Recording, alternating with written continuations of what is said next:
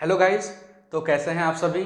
आज हम वापस आ चुके हैं अपनी तीसरी क्लास में और मुझे उम्मीद है कि आप सभी क्लास में आने से पहले जो दो लास्ट लेक्चर्स हमने लिए आपने उनको अच्छे से देखा होगा और समझा होगा और इवैल्यूएट किया होगा कि आपको कितना समझ में आया है और कितना नहीं।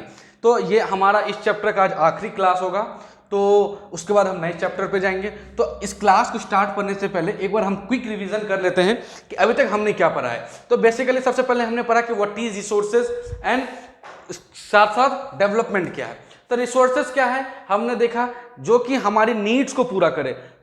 The thing which satisfy our needs is called resources. और इसके साथ साथ हमने देखा कि तीन क्राइटेरिया है कि पहला ये इकोनॉमिकली फिजिबल होना चाहिए, टेक्नोलॉजिकली एक्सेप्टेबल होना चाहिए और कल्चरली भी क्या हो, एक्सेप्टेबल हो। अगर ये हमें टेक्नोलॉजिकली भी प्रोवाइड हो रहा है, हमारी इकोनॉमिकली कंडीशन है कि हम उसे यूज कर सकते हैं और कल्चरली एक्सेप्टेबल है, तो हम ऐसे वस्तुओं को, ऐसे चीजों को क्या कहते हैं, रिसोर्सेज। फिर हमने देखा कि इंपॉर्टेंट क्लासिफिकेशन क्या है रिसोर्सेज के। तो हमने देखा कि चार क्लासिफिकेशन है कि नहीं।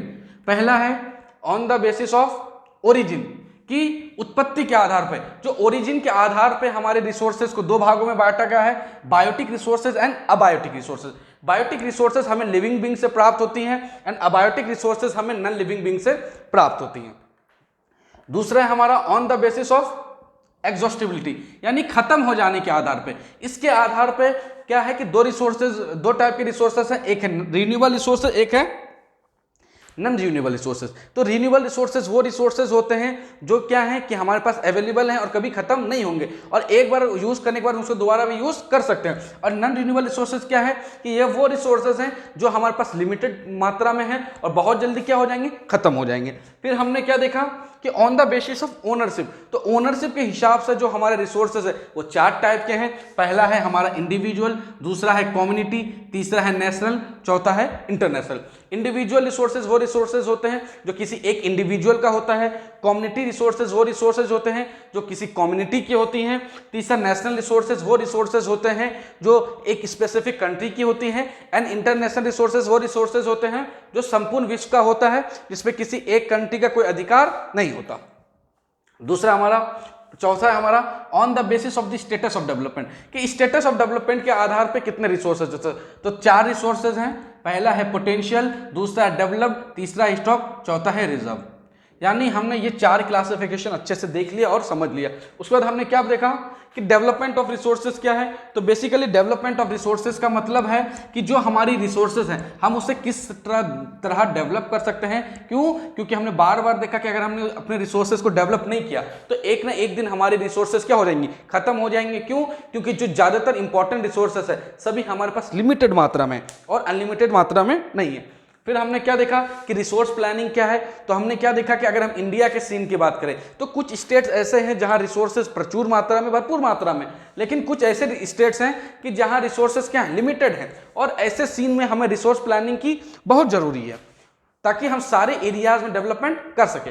फिर हमने क्या देखा कि रिसोर्स प्लानिंग इन इंडिया क्या है। तो हमने क्या देखा कि रिसोर्स प्लानिंग इन इंडिया के लिए हमें तीन इंपॉर्टेंट पॉइंट्स ये होने चाहिए पता, कि पहले हमें क्या करना है कि हमें पता करना है थ्रू सर्वे एंड मैपिंग कि किस एरिया में कौन सा रिसोर्सेज क्या है, अवेलेबल है। फिर हमने दूसरा क्या देखा कि इसके साथ साथ हमें इंस्टीट्यूशन सेटअप करने होंगे, उसके बाद लोगों को स्किल्स देना होगा ताकि हम उनको अच्छे से एक्सट्रैक्ट कर सकें। तीसरा क्या होगा कि हमको इसका ओवरऑल यूज करना होगा ताकि हम इसे पूरे कंट्री का ओवरऑल डेवलपमेंट क्या कर सके, ओवरऑल डेवलपमेंट कर सके। इसको इस हिसाब से डिवाइड करना होगा कि पूरे कंट्री का क्या हो, विकास हो, पूरे कंट्री का क्या हो, डेवलपमेंट हो। कोई दिक्कत यहां तक। फिर इसके बाद हमने आगे देखा था, ये तो देख ही लिया था, इसको देखें, कंजर्वेशन ऑफ रिसोर्सेज, कि रिसोर्सेज को बचाना क्यों जरूरी है। तो हमने देखा था गांधी जी का एक कोट था कि हमारे पास इतना है कि हम लोगों को दे सकते हैं, इतना है कि हम लोगों की नीड्स को पूरा कर सकते हैं, पर हम किसी के लालच को कभी खत्म नहीं कर सकते। क्यों? क्योंकि लोगों ने बहुत अब एक्सप्लॉइट कर रहे हैं, लोग अपने रिसोर्सेज का बहुत ज्यादा यूज कर रहे हैं, जिस चक्कर में जो हमारी इन्वायरमेंट है वो धीरे धीरे डैमेज हो जा रहा है। इसीलिए हमें अपने रिसोर्सेज को बचाना बहुत जरूरी है। फिर हमने देखा कि लैंड रिसोर्सेज क्या होते हैं। तो लैंड रिसोर्सेज का मतलब होता है लैंड वो एरिया जहां हम रहते हैं, जहां हमारी social, economical, political, cultural activities होती हैं और इसे बचाना हमें लिए बहुत जरूरी है। फिर हमने क्या देखा, लैंड यूटिलाइजेशन। तो लैंड यूटिलाइजेशन में हमने देखा कि 5 टाइप के लैंड यूटिलाइजेशन है। तो पहला होता है फॉरेस्ट, दूसरा वो एरिया जो कि या तो बंजर हो चुका है या तो एग्रीकल्चर के यूज में नहीं आ रहा जहां रोड्स वगैरह। तीसरा वो जमीन जो फैलो लैंड्स नहीं है पर अनकल्टिवेटेड है लाइक पैस्चर जोन। उसके बाद वो एरिया जहां पेड़ वगैरह उग गए हैं या वो एरिया जहां 5 साल से खेती नहीं हुई है। चौथा फैलो जोन, फैलो जोन वो एरिया जहां खेती नहीं हो रही है। इसमें पहला पॉइंट करंट फैलो जहां 1 साल से खेती नहीं हुई है। दूसरा है हमारा अदर देन करंट फैलो जहां 1 से 5 साल से खेती नहीं हुई है। पांचवा हमने net sown area. Net sown area वो एरिया होता है जहां 1 साल में कल्टीवेशन होता है और जिसका रिकॉर्ड हम बनाते हैं।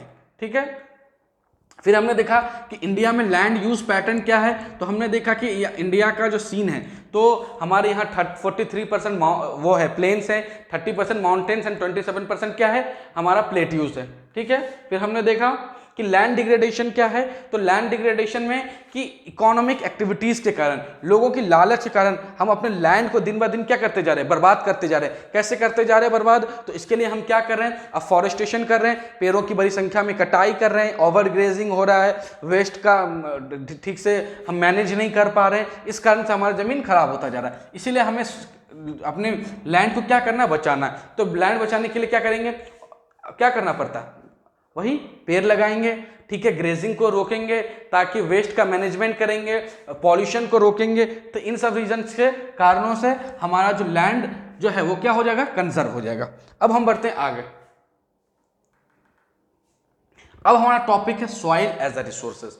हमने देखा था लैंड एज अ रिसोर्सेज, अब हम देखेंगे सॉइल एज अ रिसोर्सेज। तो सॉइल क्या होता है, सबसे पहले सवाल, हिंदी में जिसे हम कह देते हैं मिट्टी, है ना।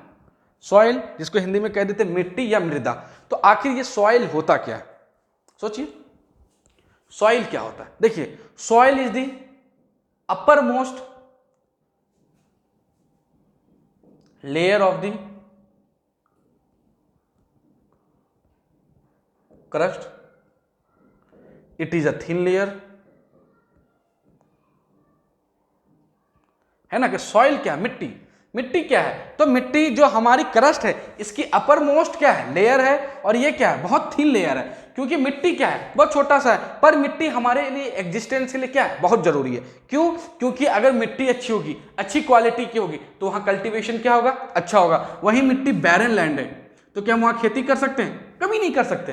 कि अगर मिट्टी बैरन लैंड पे होगी तो क्या हम उसका खेती कर पाएंगे, कभी नहीं कर पाएंगे। तो इसीलिए मिट्टी क्या है कि और रिसोर्सेज की तरह मिट्टी भी एक इंपॉर्टेंट क्या है, हमारे लिए रिसोर्सेज है। क्यों, क्योंकि जो हमारी ह्यूमन एग्जिस्टेंस है,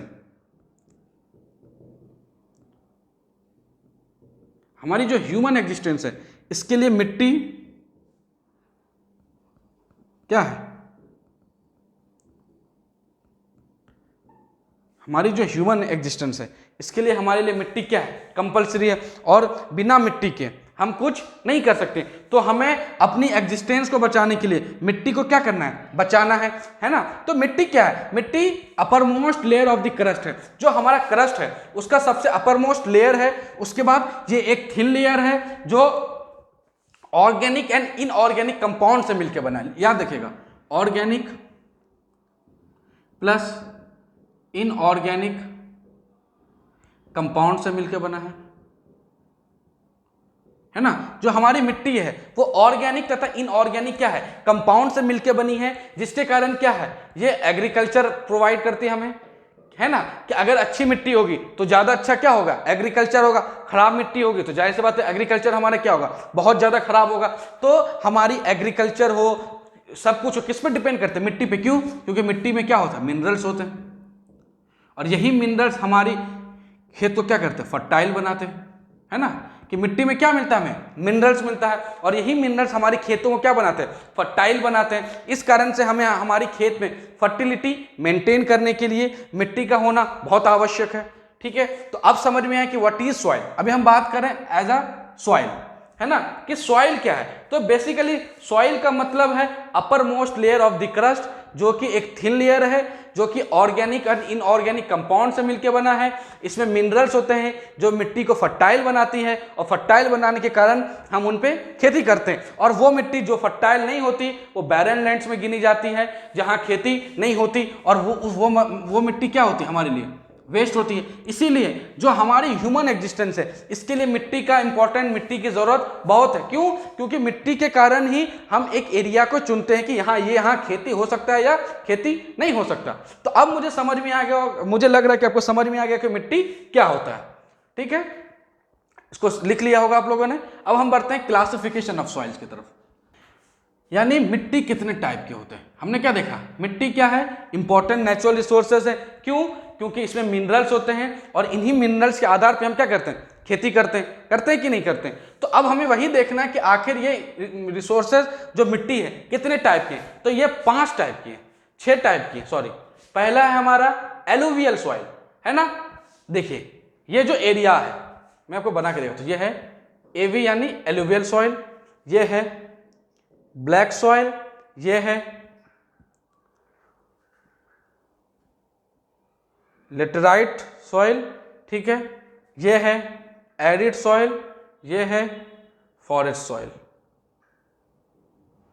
ठीक है, ये देख रहे हैं ना, ये है हमारा लेटराइट सॉइल, ये वाला, और ये हमारा ये सब जो दिख रहा है ये सब फॉरेस्ट सॉइल है ना। ये देखिए ये लेटराइट है, ये थोड़ा सा एलुवियल है इधर, ये लेटराइट है ना। ठीक है, इसको देखिए अच्छे से समझिए, मैं फिर से एक बार बनाता हूं, एक एक करके हम इसको समझते हैं। ठीक है, तो बेसिकली क्या है कि हमारी जो सॉइल है वो इंपॉर्टेंट नेचुरल रिसोर्सेज है। क्यों सॉइल एक इंपॉर्टेंट नेचुरल रिसोर्सेज है? क्योंकि इसमें मिनरल्स होते हैं और मिनरल्स के कारण हम क्या करते हैं, खेती करते हैं। अगर हमारी मिट्टी अच्छी नहीं होगी तो क्या उसमें खेती होगी? नहीं। तो इसी के लिए, खेती करने के लिए जो सबसे इंपॉर्टेंट चीज है वो क्या है, मिट्टी। ठीक है, तो अब हम देखते हैं सबसे पहले एलुवियल सॉइल क्या होता है ना। सबसे पहले हम देखते हैं व्हाट इज एलुवियल सॉइल, है ना, जिसे हिंदी में क्या कहते हैं, जलोढ़ मिट्टी। तो लिख लीजिए एलुवियल सॉइल के बारे में। यह सबसे पहले पाया जाता है नॉर्दर्न प्लेन्स में, यह पाया जाता है नॉर्दर्न प्लेन्स में। उसके बाद किन एरियाज में पाया जाता है तो वो लिख लीजिए। ये बेसिकली पहले ये लिख लीजिए नॉर्दर्न प्लेन्स, फिर हम आगे बात करते हैं, है ना। हम देख रहे हैं एलुवियल सॉइल। एलुवियल सॉइल कौन से एरियाज में पाया जाता है, नॉर्दर्न प्लेन। ये जो बेल्ट है, ये जो बेल्ट आप देख रहे हैं, इस बेल्ट को हम क्या कहते हैं, नॉर्दर्न प्लेन। तो आपको एक चीज तो कॉमन दिख रही होगी कि ये वो एरियाज है जहां से गंगा नदी बहती है, ये वो एरियाज है जहां से इंडस नदी बहती है, ये वो एरियाज है जहां से ब्रह्मपुत्र नदी आती है कि नहीं। तो बेसिकली जो ये हमारा एलुवियल सॉइल है ये नॉर्दर्न प्लेन्स में इस वजह से पाया जाता है क्योंकि ये फॉर्म होती है हमारी तीनों जो इंपॉर्टेंट नदी हैं। पहला है इंडस रिवर सिस्टम, दूसरा है गंगा रिवर सिस्टम और तीसरा है ब्रह्मपुत्र रिवर सिस्टम, है ना। तो ये तीनों रिवर सिस्टम जो है ये अपने अपने एरियाज से सेडिमेंट्स लाती हैं और इन्हीं सब के कारण इन एरियाज को क्या बोला जाता है, इनको बोला जाता है कि ये हमारा क्या है, ये हमारा कहलाता है कि ये नॉर्दर्न प्लेन्स में एलुवियल सॉइल कहलाता है। तो अब हम देखते हैं कि ये जो तीनों रिवर सिस्टम है ये क्या क्या है, तो इसको लिख लीजिए। जो इंडस रिवर सिस्टम है वो 5 नदियों से मिलकर बना है, सतलज, ब्यास, रावी, चेनाब, झेलम, है ना। ये 5 नदियों से हमारा इंडस रिवर सिस्टम बना है। अगर गंगा नदी की बात करो तो गंगा नदी का अगर गंगोत्री ग्लेशियर से, ये इंडस लिख रहा है, अगर मैं गंगा की बात करूं तो बेसिकली मान लेते हैं कि ये गंगोत्री ग्लेशियर है। तो गंगोत्री ग्लेशियर से एक नदी निकलती है जिसका नाम है भागीरथी। इधर एक ग्लेशियर है, वहां से एक नदी आती है जिसका नाम है अलकनंदा, और ये रुद्रप्रयाग में आके मिलती है। और यहां से एक नदी निर्माण होती है जिसका नाम क्या है, गंगा। इधर कौन सी है, भागीरथी। इधर से आती अलकनंदा, और भागीरथी और अलकनंदा का संगम होता है रुद्रप्रयाग में, यहां से निकलती है गंगा। इसी तरह तिब्बत से एक नदी निकलती है सांगफो, जो नामचा बरुआ के पास 90 डिग्री टर्न लेती है और इंडिया में एंटर करती है, जिसे पहले दिहांग दिवांग बोलते हैं, बाद में लोहित नदी के मिलने के बाद ये कहलाती है ब्रह्मपुत्र रिवर सिस्टम। इसको आप सभी ने लास्ट ईयर 9th क्लास में पढ़ा होगा, इस वजह से मैंने इसको डिस्क्राइब ज्यादा नहीं किया है ना। तो आप लोगों ने इसे 9th क्लास में लास्ट ईयर पढ़ा होगा। तो हमने सबसे पहले क्या देखा, alluvial system, alluvial soil system. तो इसके बारे में हमने क्या देखा कि ये जो एलुवियल सॉइल सिस्टम है ये नॉर्दर्न प्लेन्स में पाई जाती है, ठीक है। ये 3 जो हमारी इंपॉर्टेंट रिवर्स हैं उनके कारण बनी है। पहला नदी है इंडस रिवर सिस्टम, ये उसके 5 क्या हैं सहायक नदियां हैं। दूसरा है गंगा रिवर सिस्टम जो गंगोत्री ग्लेशियर से भागीरथी, उसके बाद एक क्या नाम है इधर से निकली अलकनंदा जो रुद्रप्रयाग में गंगा बनी, इसमें आके बाद में गोमती, गंडक, बुरी गंडक, कोसी, महानदी, यमुना, सेन, बेतवा, केन आके छोटी छोटी नदियां क्या करती हैं मिल जाती हैं और ये गंगा नदी का पूरा बेसिन बनता है। और तीसरा है हमारा ब्रह्मपुत्र रिवर सिस्टम। तो इन तीनों रिवर सिस्टम के कारण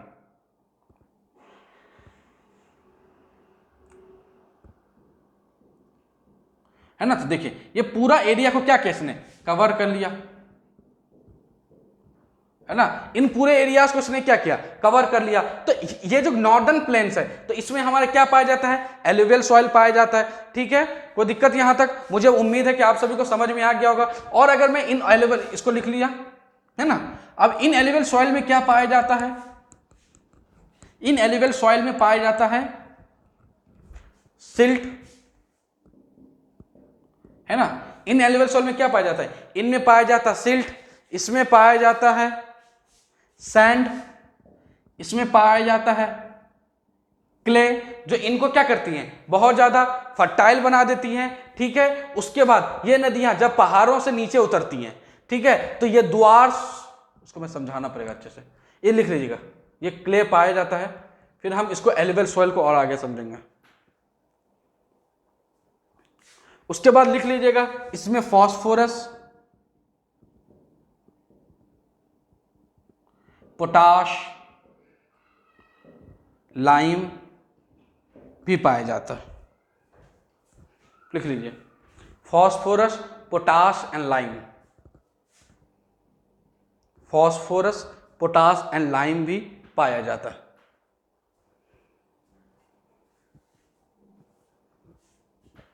फास्फोरस, पोटाश एंड लाइम। तो हमने देखा एलुवियल सॉइल हम देख रहे हैं। तो एलुवियल सॉइल के बारे में हमने क्या देखा कि ये नॉर्दर्न प्लेन्स में पाई जाती हैं, पॉइंट नंबर 1। पॉइंट नंबर 2 कि ये जो हमारी नॉर्दर्न प्लेन्स में नंबर 1 पाई जाती है। नंबर 2 कि ये 3 मेजर रिवर सिस्टम से मिलकर बनी है।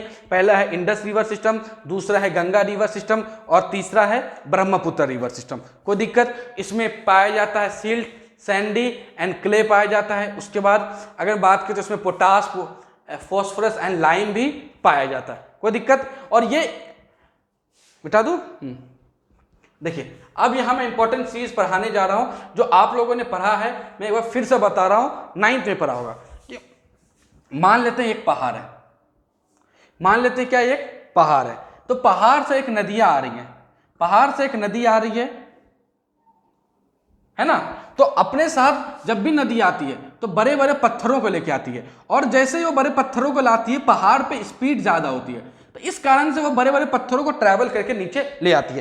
पर जब स्लोप खत्म होता है तो ये जो हमारी बड़े बड़े पत्थर हैं वो यहाँ क्या हो जाते हैं, स्टोर हो जाते हैं, और ऐसे रीजन को हम कहते हैं भाबर, ऐसे रीजन को हम कहते हैं भाबर। यानी फिर से समझिए कि ये जो हमारी मान लेते पहाड़ है, पहाड़ से एक नदी आ रही है, तो जब ये आती है तो अपने साथ साथ बड़े बड़े चट्टानों को, बड़े बड़े रॉक्स को लेके आती है, और उसको लाने के बाद ये जो हमारा एरियाज है जहां से हमारा स्लोप खत्म होकर प्लेन से स्टार्ट होने वाला होता है, तो ऐसे में जो वाटर की स्पीड है वो कम हो जाती है, और स्पीड कम होने के बाद वो सारे मिट्टी को यहाँ पे डिपॉजिट कर देती है, जिसको क्या बोलते हैं, सारे पत्थर को भाबर। उसके बाद इसमें से ये छोटे छोटे छोटे पत्थरों को लेके आगे बढ़ती है ना। इन एरियाज को बोलते हैं कंकर, क्योंकि इससे पत्थर क्या होते थे, छोटे हो जाते हैं, और आपने देखा होगा थोड़े थोड़े पत्थर होते हैं, थोड़े थोड़े पानी होते हैं, इस एरिया से पानी दोबारा रीइमर्ज होता है, तो इसको क्या बोलते हैं, कंकर। और ये जो एलुवियल सॉइल है जब ये आती है तो ये काफी कंकरों को डिपॉजिट कर देती है। उसके बाद यहाँ धीरे धीरे धीरे धीरे कुछ एरियाज बनते हैं, ठीक है, जहां और छोटे छोटे क्या हो जाते हैं कि पत्थर कम हो जाते हैं, ऐसे क्षेत्रों को बोलते हैं तराई।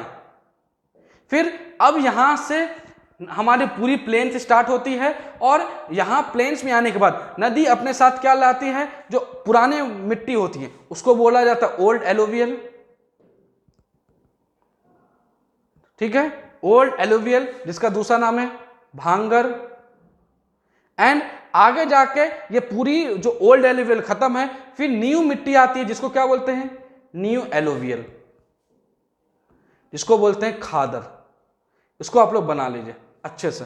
देखिए इसमें हमने क्या देखा, हमने देखा कि ये हमारा पहाड़ है, ये हमारा पहाड़ है, पहाड़ से नदी आ रही है, अपने साथ बड़े बड़े पत्थरों को ला रही है, स्लोप के कारण स्पीड ज्यादा थी, इस कारण से उसने सारे पत्थरों को यहाँ जहां से मैदान शुरू हुआ वहां डिपॉजिट कर दिया, और ऐसे क्षेत्रों को हम क्या बोलते हैं, भाबर। उसके बाद अब उस पत्थरों को, बड़े पत्थरों को छोड़ के वो छोटे छोटे पत्थरों को उठाती है और लेके आगे बढ़ती है धीरे धीरे धीरे धीरे।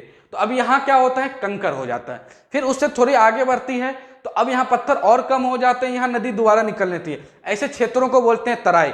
और ये जो एलुवियल नदी है ये अपने एरिया में तराई हो, दुआर्स हो या चावस को भी बनाती है। लिख लीजिए, तराई,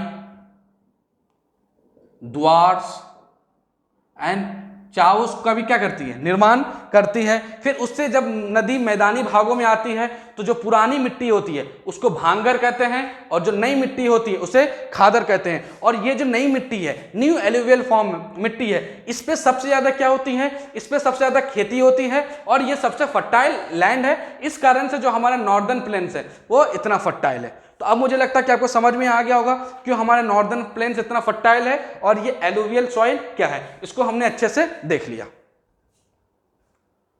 ठीक है, अब हाँ अब आगे बढ़ते हैं दूसरी मिट्टी की तरफ जो है ब्लैक सॉइल। देखिए अगर हम ब्लैक सॉइल की बात करें तो ये जो हमारा ब्लैक सॉइल है वो सदर्न इंडिया में पाया जाता है, एंड मिडिल इंडिया कर देता हूं, मिडिल वेस्ट कर दो, वेस्ट इंडिया है कि नहीं। ये देखिए ये जो हमारा साउथ इंडिया और ये मिडिल इंडिया, ये देख रहे हैं, ये मुंबई के आसपास का रीजन, यहां पे कौन सी मिट्टी पाई जाती है, ब्लैक सॉइल। आपके माइंड में सवाल आएगा कि सर यहां पे आखिर ब्लैक सॉइल पाई क्यों जाती है, तो मैं आपको बताता हूं।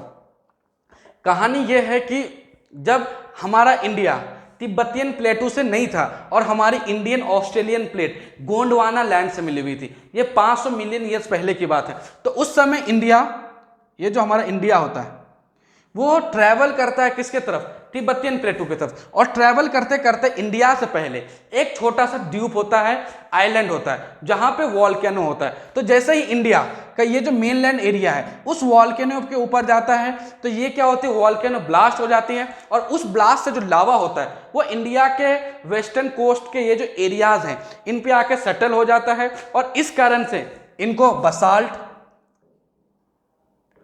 और डेक्कन ट्रैप भी बोला जाता है, याद रखिएगा। इस कारण से इनको बसाल्ट और डेक्कन ट्रैप भी कहा जाता है, लिख लीजिए। इस कारण से इनको बसाल्ट और डेक्कन सल्ट भी कहा जाता है।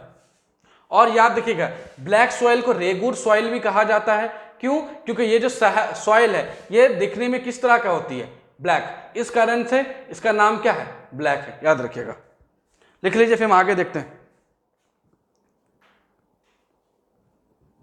है ना। तो हमने देखा कि आखिर ब्लैक सॉइल इस एरियाज में क्यों पाई जाती है, कि ये जो हमारा इंडिया है जब गोंडवाना लैंड से इंडिया की तरफ क्या कर रहा था, शिफ्ट कर रहा था, तो तिब्बत की तरफ शिफ्ट कर रहा था। ऐसे में जो साउथ में ये जो मिडिल हमारा इंडिया वेस्ट वाला, इसमें क्या हुआ था कि एक लावा थी उस एरिया में जो फट गई, और जिसके ब्लास्ट होने के कारण जो वहां का लावा था वो पूरे इंडिया में आके क्या हुआ, वेस्ट वाले कोस्ट में जम गया, जिसको बसाल्ट और डेक्कन ट्रैप भी कहते हैं। ब्लैक सॉइल को रेगुर या ब्लैक सॉइल भी कहते हैं, और इसमें पाया जाता है, लिख लीजिए, लिख लिया होगा आपने, इसमें पाया जाता है पोटाश, लिख लीजिए, कैल्शियम कार्बोनेट,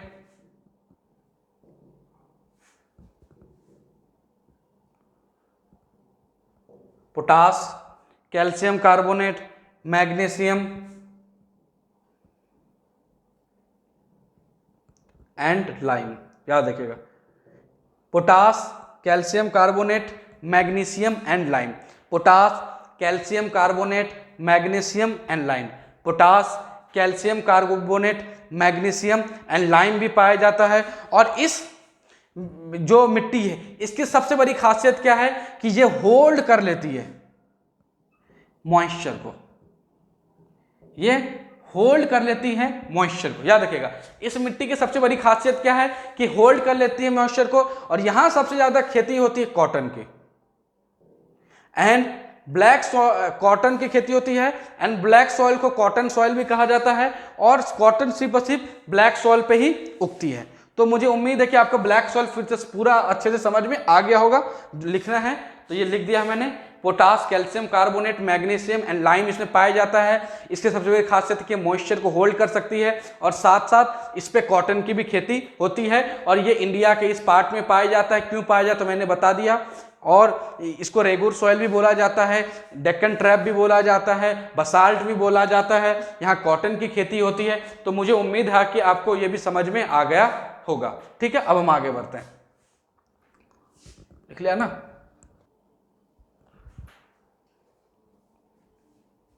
अब है हमारा तीसरा red and yellow soil. Red and yellow soil ये पाया जाता है ईस्टर्न एंड डेक्कन प्लेटू वाले एरिया में। जैसे ये देखिए रेड एंड येलो सॉइल यहाँ है ना, ये ईस्टर्न एरिया है, ये हमारा डेक्कन प्लेटू वाला एरिया है कि नहीं। ये ईस्टर्न इंडिया है ना, लिख लीजिए। नॉर्थ ईस्टर्न कर लीजिए, ईस्टर्न इंडिया को भी ठीक है, नॉर्थ ईस्टर्न भी कर सकते हैं, कोई दिक्कत नहीं है। ये पाया जाता है हमारा north eastern and Deccan area में। ठीक है, और ये फॉर्म होता है किसके कारण, क्रिस्टलाइन इग्नेशियस रॉक्स के कारण। इग्नेशियस रॉक्स के कारण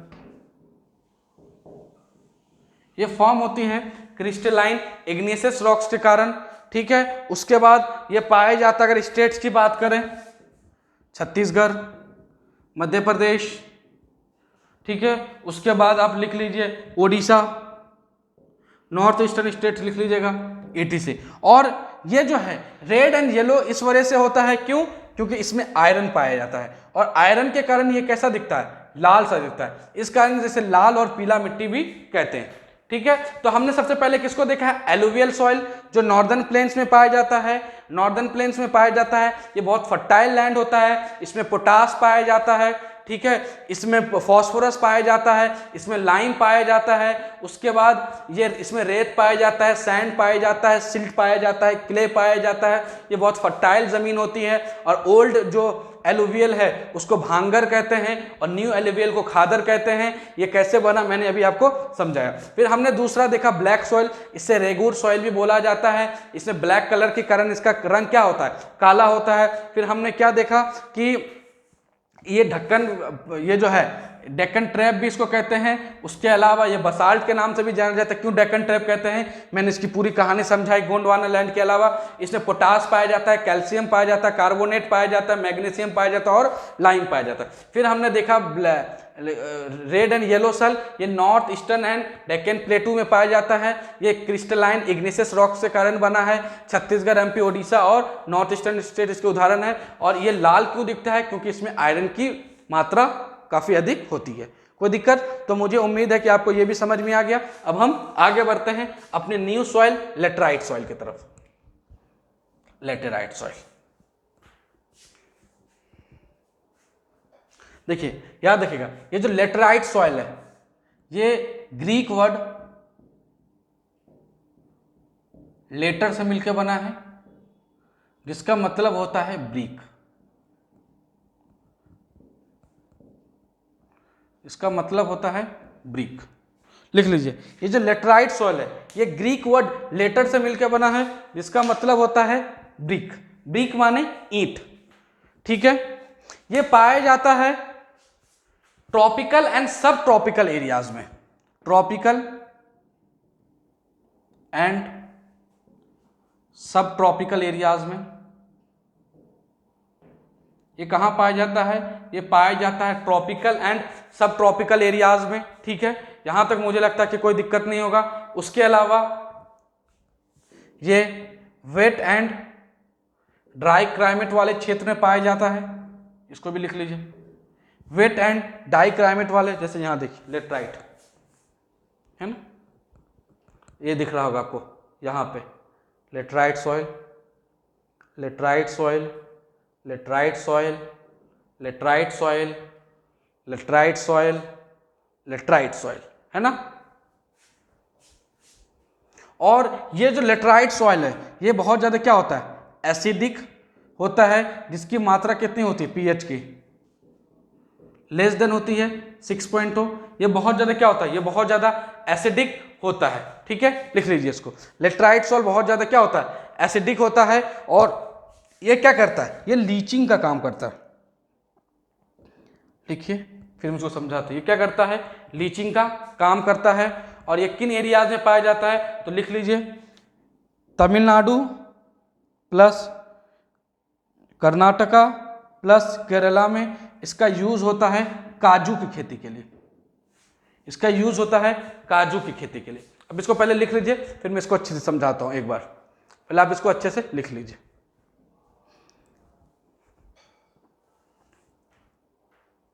ये ग्रीक वर्ड लेटर से मिलकर बना है, जिसका मतलब होता है ईंट, ठीक है, या ब्रिक। ये tropical and sub tropical areas में पाया जाता है, wet and dry climate areas में पाया जाता है। ये एसिडिक होता है, जिसमें पीएच की मात्रा 6 पॉइंट से कम होती है। इसमें लीचिंग होती है, कर्नाटक, तेलंगाना, तमिलनाडु एंड केरला में पाया जाता है, जहां इसमें खेती होती है काजू की। अब समझिए कि बेसिकली जो लेटराइट सॉइल है ये एक इंपॉर्टेंट सॉइल है, ठीक है। ये ग्रीक वर्ड लेटर से मिलकर बना है, जिसका मतलब क्या होता है, ब्रिक।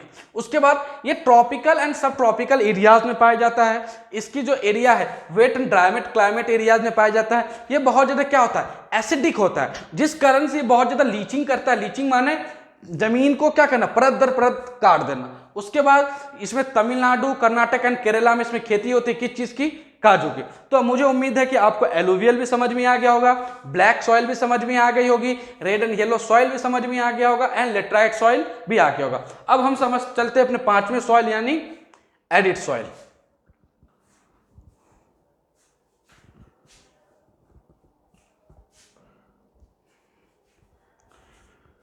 टॉपिक डालिए एरिड सॉइल। इसके बारे में ज्यादा पॉइंट नहीं है, लिख लीजिए। ये पाया जाता है ड्राई एरिया में एंड एरिड एरियाज में। कहां पे,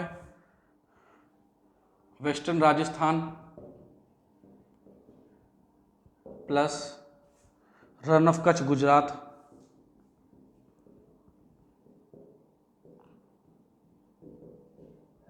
ये दिखने में रेड एंड ब्राउन कलर का होता है, ठीक है, ये लिख लीजिए। ये देखिए, ये है हमारा, ये देखिए यहां दिखा होगा वेस्टर्न राजस्थान, थार ऑफ गुजरात, यहाँ, या सबसे अच्छा यहाँ जो है ना थार, लिख लीजिए, थार डेजर्ट में पाया जाता है। खत्म हो गया कहानी, लिख लीजिए, फिर उसको समझते अच्छे से। देखिए हमने एलुवियल समझा, नॉर्दर्न प्लेन्स में ब्लैक समझा, डेक्कन ट्रैप में रेड एंड येलो देखा कि ये किस किस एरियाज में फैला है। फिर हमने देखा लेटराइट, अब हम देख रहे हैं एरिड। जो एरिड सॉइल है ये ड्राई एंड एरिड एरियाज यानी सूखे एरियाज में पाया जाता है, ठीक है। और कहाँ पे, Thar desert of western Rajasthan में पाया जाता है, और रन ऑफ कच्छ गुजरात में भी मिलता है। उसके बाद ये रेड एंड ब्राउन कलर का होता है, ठीक है। यहाँ बहुत गर्मी होती है, यहाँ सैंड ड्यून्स का निर्माण होता है, लिख लीजिए, यहाँ सैंड ड्यून्स पाए जाते हैं, यहाँ सैंड ड्यून्स पाए जाते हैं, यहाँ कैक्टस जैसा प्लांट भी पाया जाता है, ठीक है। यहाँ सैंड ड्यून्स पाए जाते हैं, बड़े बड़े रेत के टीले पाए जाते हैं, यहाँ कैक्टस पाया जाता है, और ये थार डेजर्ट और राजस्थान के एरियाज में पाया जाता है, बहुत सूखा होता है, और यहाँ पे खेती वगैरह बिल्कुल नहीं हो सकती। तो ये हमारा एरिड सॉइल भी हो गया, ठीक है। तो मुझे नहीं लगता कि यहाँ तक कोई दिक्कत, हमारा एरिड सॉइल भी हो गया। अब जो हमारा लास्ट है वो है फॉरेस्ट सॉइल। तो अब 1 मिनट का मैं वक्त दे रहा हूँ, उसको लिख लीजिए, फिर हम फॉरेस्ट सॉइल की तरफ चलेंगे, ठीक है। लिख लिया आपने, अब हम चलते आगे।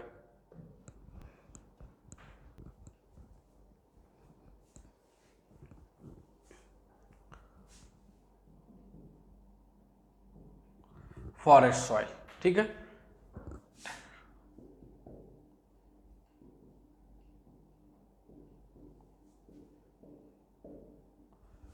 फॉरेस्ट सॉइल, ठीक है, लिख लीजिए। ये बेसिकली, ये देखिए हमारा फॉरेस्ट एंड माउंटेन है ना, यहाँ, यहाँ एंड यहाँ, फॉरेस्ट सॉइल। ये बेसिकली कहाँ पाया जाता है, वो एरिया जहाँ माउंटेन्स होते हैं, ठीक है। उसके बाद ये हाई एल्टीट्यूड वाले एरिया में पाया जाता है, ये हाई एल्टीट्यूड वाले एरियाज में पाया जाता है। ठीक है, यहाँ पे बेसिकली एग्रीकल्चर नहीं होता है, हर स्टेट में अलग सीन है। लाइक अगर आप देखेंगे हिमाचल प्रदेश एंड एग्रीकल्चर कहाँ होता है, हिमाचल प्रदेश में होता है, प्लस जम्मू एंड कश्मीर में होता है। हिमाचल प्रदेश में एप्पल की खेती होती है, ठीक है, जम्मू एंड कश्मीर में केसर की खेती होती है। ठीक है, तो इतना ही है। फॉरेस्ट सॉइल और माउंटेन सॉइल, तो ये माउंटेनियस एरियाज में पाया जाता है, हाई एल्टीट्यूड पे पाया जाता है। अगर खेती की बात करें तो ये हिमाचल प्रदेश में एप्पल और जम्मू एंड कश्मीर में केसर की खेती होती है। ये देखिए माउंटेन एरियाज में पाया जाता है, हाई एल्टीट्यूड पे पाया जाता है। ठीक है, तो हमारा ये जो पांचों क्लासिफिकेशन है, छह क्लासिफिकेशन है, इसका कंप्लीट हुआ। पहला एलुवियल सॉइल जो नॉर्दर्न प्लेन्स में पाया जाता है, बहुत फर्टाइल होता है। ब्लैक सॉइल जो डेक्कन ट्रैप में पाया जाता है। रेड एंड येलो सॉइल, ये रेड एंड येलो सॉइल ये नॉर्थ ईस्टर्न और सदर्न इंडिया में पाया जाता है। लेटराइट सॉइल जो एरिड एरियाज में पाया जाता है। एरिड सॉइल जो पूरे सूखे एरियाज में पाया जाता है। और फॉरेस्ट सॉइल जो कि माउंटेनियस एरियाज में पाया जाता है। इस तरह हमारा क्लासिफिकेशन ऑफ सॉइल्स कंप्लीट हुआ। अब जो हमारा नेक्स्ट टॉपिक है वो है soil erosion and soil conservation.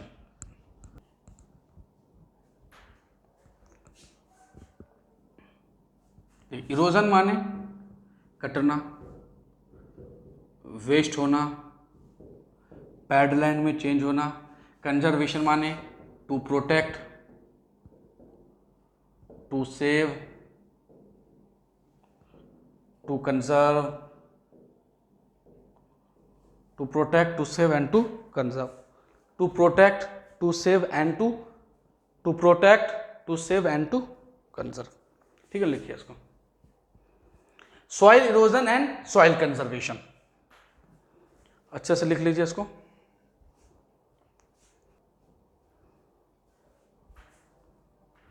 देखिए सॉइल इरोजन क्या होता है। सॉइल इरोजन का मतलब होता है कि जो हमारी मिट्टी है वो धीरे धीरे क्या हो रही है, खराब होती जा रही है। जो हमारी मिट्टी है वो धीरे धीरे क्या होती जा रही है, खराब होती जा रही है। जैसे कि हमने लैंड कंजर्वेशन में पढ़ा था और लैंड इरोजन में पढ़ा था, लैंड डिग्रेडेशन में पढ़ा था कि जो हमारी लैंड है धीरे धीरे क्या होती जा रही है, खराब होती जा रही है। इसी तरह जो हमारी सॉइल है वो धीरे धीरे क्या हो रही है, खराब होती जा रही है। और ये हमारी सॉइल धीरे धीरे क्यों खराब हो रही है, इसके पीछे का रीजन क्या है। सबसे पहले डिफॉरेस्टेशन, कि ज्यादा पेड़ों की कटाई के कारण हमारा पेड़ क्या हो रहा है, खराब हो रहा है। उसके बाद ग्रेजिंग, उसके बाद पॉपुलेशन इंक्रीज, ठीक है, नॉन मेंटेनेंस ऑफ वेस्ट,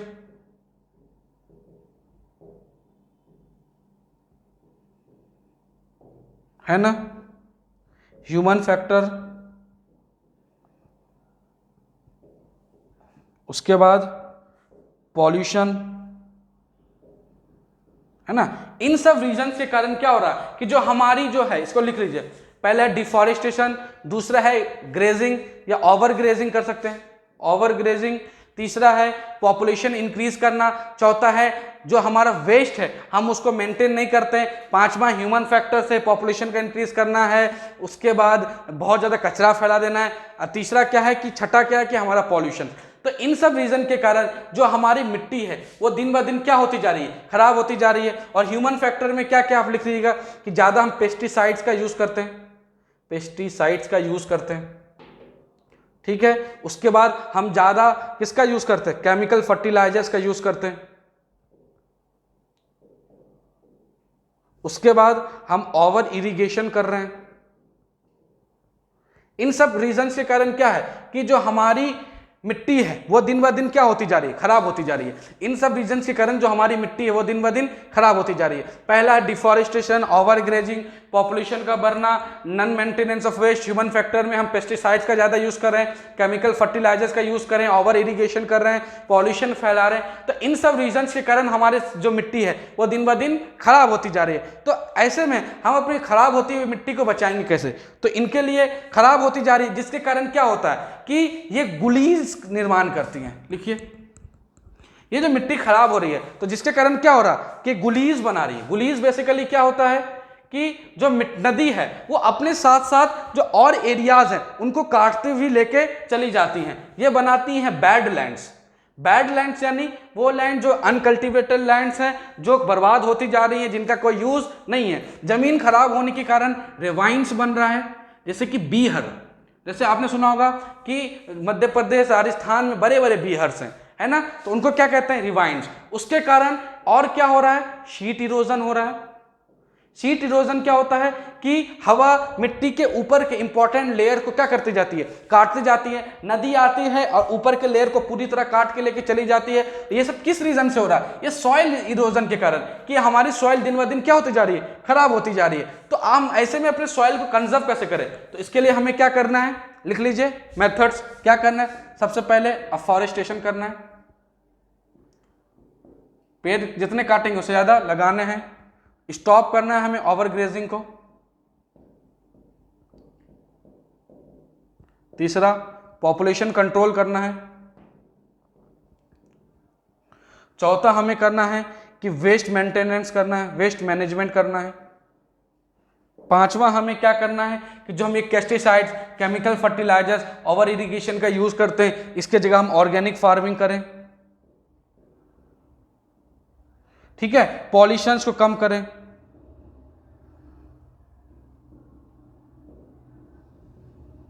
तो इन सब रीजंस के कारण हम क्या कर सकते हैं कि हम अपने सॉइल को कंजर्व कर सकते हैं, अपने सॉइल को हम बचा सकते हैं। ठीक है, तो ये सारे पॉइंट्स आपको लिख लीजिए। ये सॉइल इरोजन कर, afforestation, overgrazing, population increase, non maintenance of waste, human factors में पेस्टिसाइड ज्यादा यूज करें, केमिकल फर्टिलाइजर्स यूज करें, ओवर इरिगेशन करें, पॉल्यूशन फैलाए तो कैसे करेंगे खत्म, पेड़ ज्यादा लगाएंगे, ओवरग्रेजिंग को खत्म करेंगे, पॉपुलेशन को कंट्रोल करेंगे, वेस्ट को मैनेजमेंट करेंगे, उसके बाद ऑर्गेनिक फार्मिंग करेंगे और पॉल्यूशन को कम करेंगे। तो इन सब के जरिए हम अपने जो है इन्वायरमेंट है उसको क्या कर सकते हैं, बचा सकते हैं और सॉइल को कंजर्व कर सकते हैं। तो लिख लीजिए इन सबको, लिख लिया। अब हम चलते हैं कि हमारे बुक में कुछ एक्सरसाइजेस है, उसको कंप्लीट कर लेते हैं। यानी समझ लीजिए कि आपका ये चैप्टर अब पहला कंप्लीट हो गया है। इसको अच्छे से रिवाइज कर लीजिए और आगे चैप्टर्स की तरफ ध्यान दीजिए, है ना। अब हम चलते हैं आगे। ये देखिए पहला क्वेश्चन क्या है, इनमें से कौन सा रिसोर्स है आयरन ओर, तो रिन्यूएबल है, बायोटिक है, नॉन फ्लो है या नॉन रिन्यूएबल। हमें पता आयरन ओर एक बार यूज होने के बाद दोबारा यूज नहीं होता। उसके बाद under which of the following type of resource tidal energy can not be put, कि आखिर वो कौन सा रिसोर्स है जिसके अंदर टाइडल एनर्जी को पुट नहीं किया जा सकता। तो ये कौन सा है, रिम्प्लीशन होगा इसका। विच of the following is the main causes of land degradation इन पंजाब, तो इसका पॉइंट क्या है, ओवर इरिगेशन, कि बहुत ज्यादा खेती के कारण पंजाब में लैंड खराब होती जा रही है। In which of the following state is terrace cultivation farming, तो टेरेस फार्मिंग पहाड़ों पर होती है, जिसका आंसर उत्तराखंड होगा। उसके बाद in which of the following state black soil is predominantly found, तो इसका आंसर है महाराष्ट्र। हमने बताया था क्यों महाराष्ट्र, क्योंकि जब गोंडवाना लैंड से आ रही थी तो क्या हुआ था कि वो फट गया था, जिसके कारण क्या बोलते हैं, वॉल्केनो फटा था, जिसके कारण वहां पे ब्लैक सॉइल आई थी। आगे बढ़ते हैं नेक्स्ट क्वेश्चन की तरफ। ये देखिए, name 3 states having black soil and the crop which is mainly grown in, तो इसका कौन है, महाराष्ट्र, गुजरात और मध्य प्रदेश बोल सकते हैं। और यहाँ ब्लैक सॉइल पे कौन सी क्रॉप उगाई जाती है, तो वो है कॉटन। ठीक है, what type of soil is found in the river deltas of the eastern coast, give 3 main features of this type. तो जो रिवर डेल्टाज है ना, कि जो रिवर डेल्टाज हैं उनके कोने पे कौन सी नदी पाई जाती है, तो ये पाई जाती है एलुवियल सॉइल, है ना। और इसका इंपॉर्टेंट फीचर्स क्या है कि एक तो बहुत ज्यादा खेती होती है, बहुत ज्यादा फर्टाइल होती है, ठीक है, ये इजी होती है, और हमेशा बारिश के कारण क्या होता है कि इस पे नई मिट्टी खादर हमेशा ऐड ऑन होती रहती है। ठीक है, what step can be taken to soil erosion in hilly areas, कि आखिर कौन से स्टेप लिए गए हैं ताकि सॉइल इरोजन को कम किया जा सके। तो पहला हो सकता है कि ज्यादा से ज्यादा पेड़ लगाए जाए, ओवर ग्रेजिंग को क्या किया जाए, खत्म किया जाए, मेंटेन किया जाए, किसको, हमारे वेस्ट को। उसके बाद जो हमारे केमिकल फर्टिलाइजर्स इनका यूज कम हो। What are the biotic and abiotic resources, biotic resources वो रिसोर्सेज होते हैं जो हमें लिविंग बींग से मिलते हैं, एंड अबायोटिक रिसोर्सेज वो रिसोर्सेज होते हैं जो नॉन लिविंग बींग से मिलते हैं। बायोटिक का एग्जांपल हो गया ट्री, और अबायोटिक का एग्जांपल हो गया इन्वायरमेंट, क्लाइमेट, ईटीसी। कोई दिक्कत, ये सब हम पढ़ चुके हैं। उसके बाद आखिर क्या रीजन है कि इंडिया में, यहां देखिए ये 120 वर्ड में, explain land use pattern India, why has the land under forest not increase since 1960-61। आखिर क्यों नहीं इंक्रीज हो रहा है? क्यों? क्योंकि दिन ब दिन हमारी जो है कंट्री में पॉपुलेशन बढ़ती जा रही है, और पॉपुलेशन के बढ़ने के साथ साथ क्या हो रहा है कि लोगों की डिमांड भी बढ़ती जा रही है। इस कारण से हमारे देश में पॉपुलेशन फॉरेस्ट नहीं बढ़ पा रहा। How have technical economic development led to more consumption of resources? Same answer कि पॉपुलेशन बहुत ज्यादा बढ़ती जा रही है, इस कारण से क्या हो रहा है कि हमारी रिसोर्सेज दिन ब दिन कमती जा रही हैं और हम उसको ज्यादा कंज्यूम कर रहे हैं। तो मुझे उम्मीद है कि आप सभी को आज का पूरा लेक्चर समझ में आया होगा, है ना। तो बेसिकली हमने क्या देखा, हमने आज ये पहला चैप्टर कंप्लीट किया है, हमने इससे क्वेश्चन आंसर को देखे हैं। अब हम नेक्स्ट डे क्या करेंगे कि अब हम नेक्स्ट डे दूसरे चैप्टर के साथ स्टार्ट करेंगे, और मैं चाहता हूं कि जब तक हमारा नेक्स्ट चैप्टर स्टार्ट हो तब तक आप इसको अच्छे से क्या करें, रिवाइज कर लें, क्योंकि 3 क्लासेस में मैंने इसको अच्छे से कंप्लीट किया है। तब फिर हम मिलते हैं कल, तब तक के लिए शुक्रिया।